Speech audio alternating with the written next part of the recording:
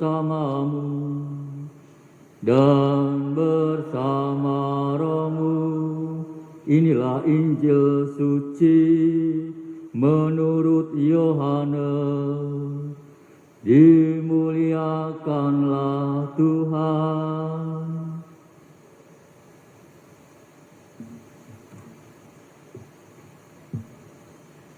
Setelah Yesus menyelesaikan ajarannya tentang roti hidup, banyak dari murid-muridnya berkata, "Perkataan ini keras. Siapakah yang sanggup mendengarkannya?" Yesus dalam hatinya tahu bahwa murid-muridnya bersungut-sungut tentang hal itu. Maka berkatalah ia kepada mereka, "Adakah perkataan itu menggoncangkan imanmu? Lalu bagaimanakah jikalau kamu melihat Anak Manusia naik ke tempat di mana ia sebelumnya berada? Rohlah yang memberi hidup, daging sama sekali tidak berguna. Perkataan-perkataan yang kukatakan kepadamu adalah roh dan hidup.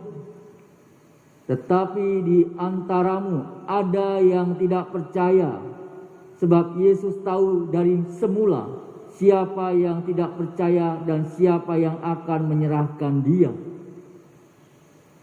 Lalu ia berkata, sebab itu telah kukatakan kepadamu, tidak ada seorang pun dapat datang kepadaku kalau Bapa tidak mengaruniakannya kepadanya." Mulai dari waktu itu banyak murid yang mengundurkan diri dan tidak lagi mengikuti dia. Maka kata Yesus kepada ke-12 muridnya, "Apakah kamu tidak mau pergi juga?"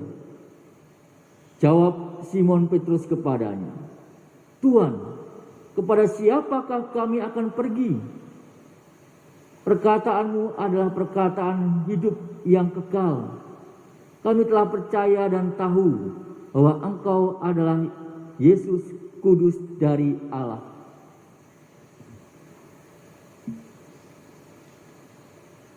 Demikianlah sabda Tuhan. Terpujilah Kristus.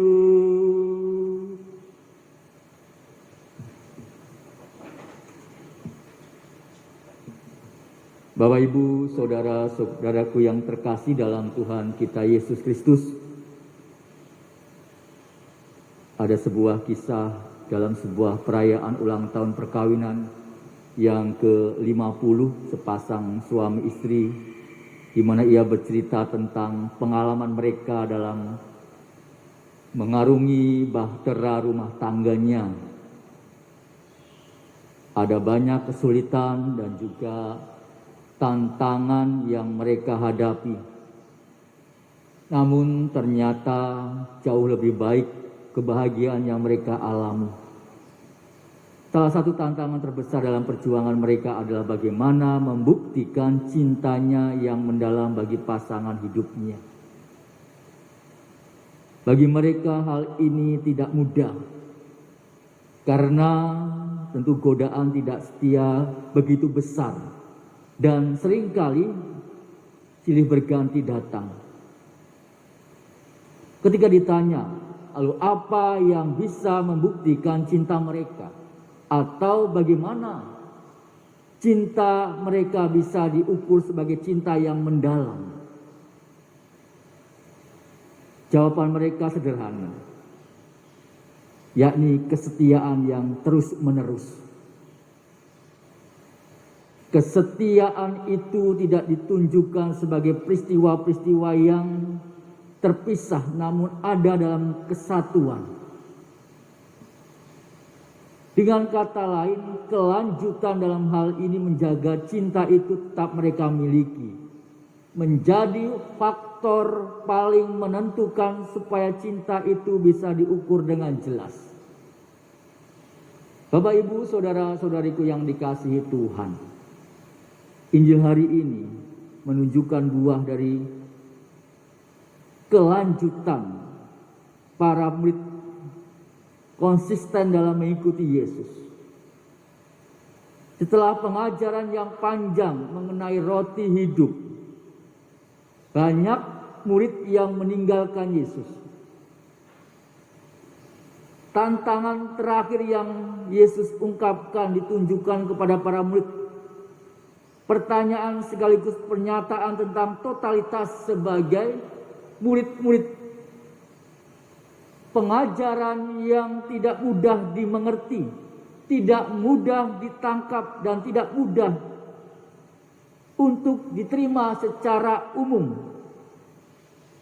membuat banyak orang berpikir ulang untuk mengikuti Yesus. Banyak orang yang tadinya sudah mengikuti Yesus akhirnya memilih untuk meninggalkan Dia. Saat inilah merupakan saat yang tepat untuk memperdalam suatu komitmen para murid.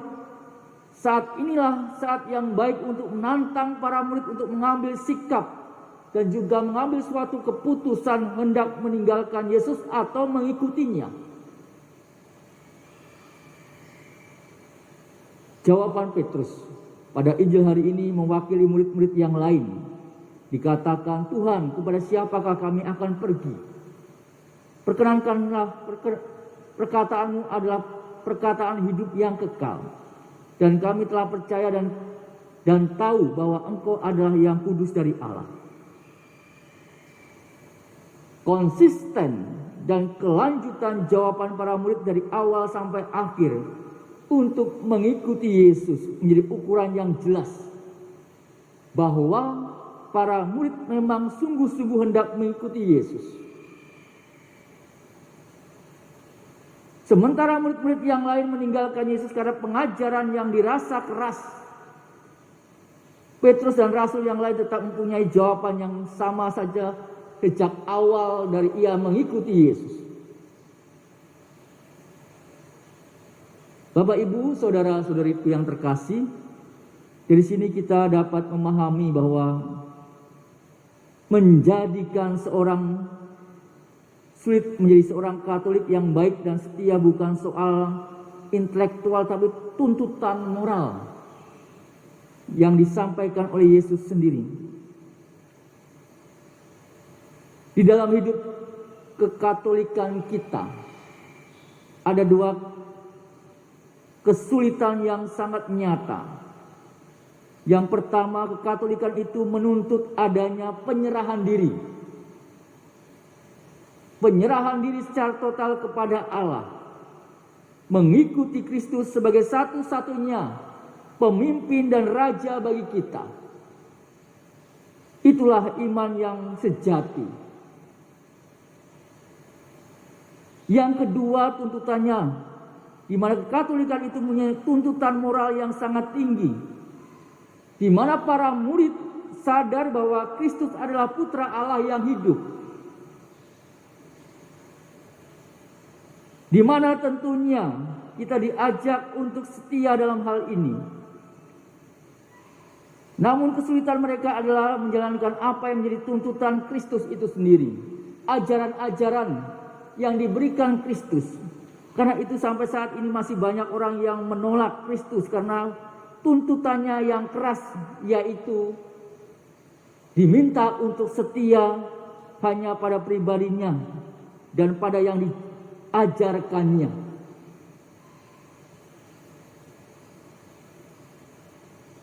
Komitmen kita pribadi, Yesus harus nyata dalam relasi kita dengan sesama kita. Kalau kita mengatakan bahwa kita setia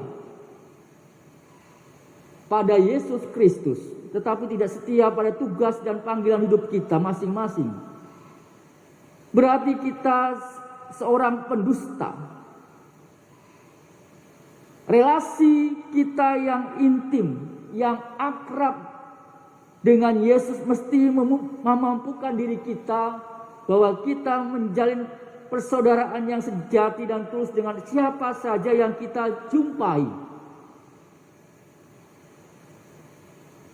Kalau kita setia pada Yesus dan pada panggilan hidup kita masing-masing, sekalipun banyak tantangan dan juga rintangan, tentunya akan berubah pada kebahagiaan dan kedamaian yang sejati.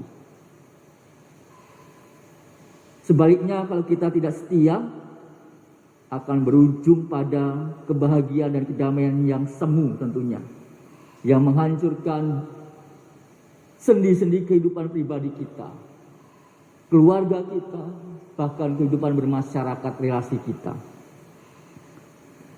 Bagi kita, menghidupkan lilin itu mudah. Namun menjaga lilin tetap bernyala itu yang memerlukan waktu dan tenaga yang tidak mudah. Menanam bunga itu sangat mudah. Tetapi memelihara bunga itu perkara yang tidak mudah. Membaptis orang itu hanya butuh beberapa detik.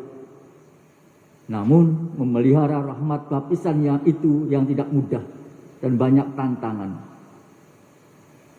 Diperlukan suatu ketindaklanjutan dalam hidup. Sebuah pemeliharaan yang harus dijaga terus menerus. Tindakan pemeliharaan bukan hanya perkara manusiawi.